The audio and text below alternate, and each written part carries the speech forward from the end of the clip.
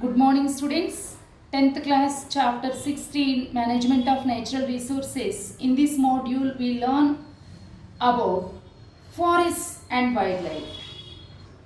The forest is a complex ecosystem consisting mainly of trees that have formed a buffer for the earth to protect life forms. The trees which make up the main area of the forest create a special environment which in turn affords the kinds of animals and plants that can exist in the forest. Students, the FAO, Food and Agriculture Organization, has defined forests as lands with a tree crown cover of more than 10% area of more than 0.5 hectares. The trees should be able to reach a minimum height of 5 meters at maturity. In the tropical and subtropical region, forests are further subdivided into plantations and natural forests. Natural forests composed of indigenous trees not deliberately planted.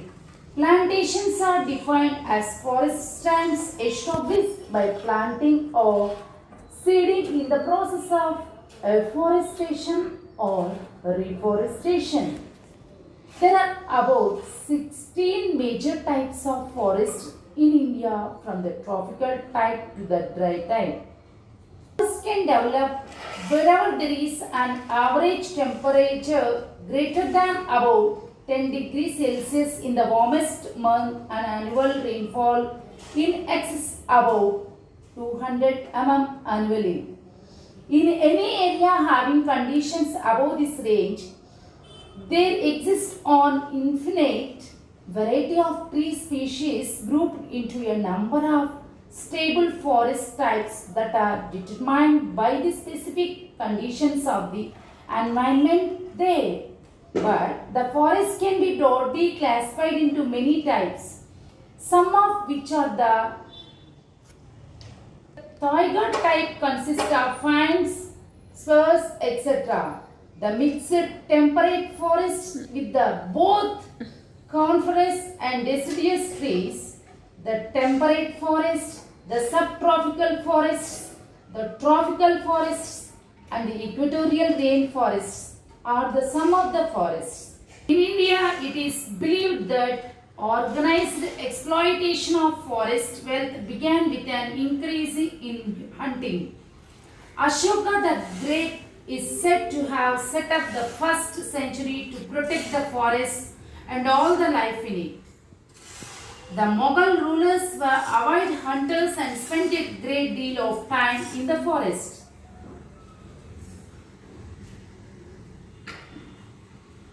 It was during the British rule that the first practical move towards conservation in modern times took place.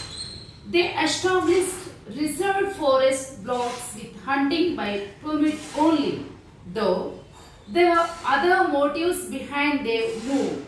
It at least served the purpose of classification of and control over the forest. Students, this is about some information about forest and wildlife. So, very important question, why do you conserve the forest?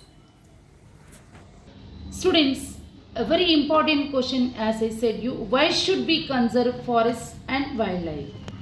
We should conserve forest and wildlife to preserve biodiversity, to maintain ecological balance, to maintain the proper biogeochemical cycles.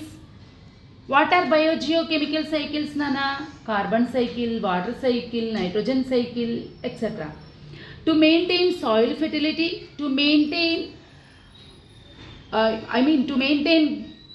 gene bank, to prevent pollutions, to provide employment for a large number of people who depend upon the forests and wildlife, to meet our material aspirations, isn't it, students?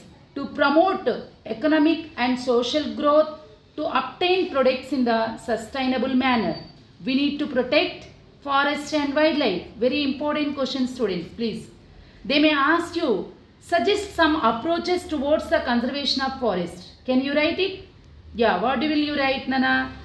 Yeah. Indiscriminate destruction of forests should not be allowed. Participation of local people for the conservation of forests should be encouraged.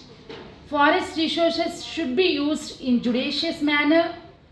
Plantation activities should be conducted in the forest areas like plant one each one. Isn't it, students? And we have a Chipko movement.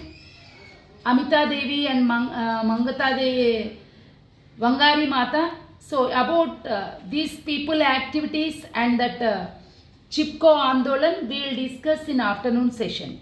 Thank you, students. Thank you for watching the video.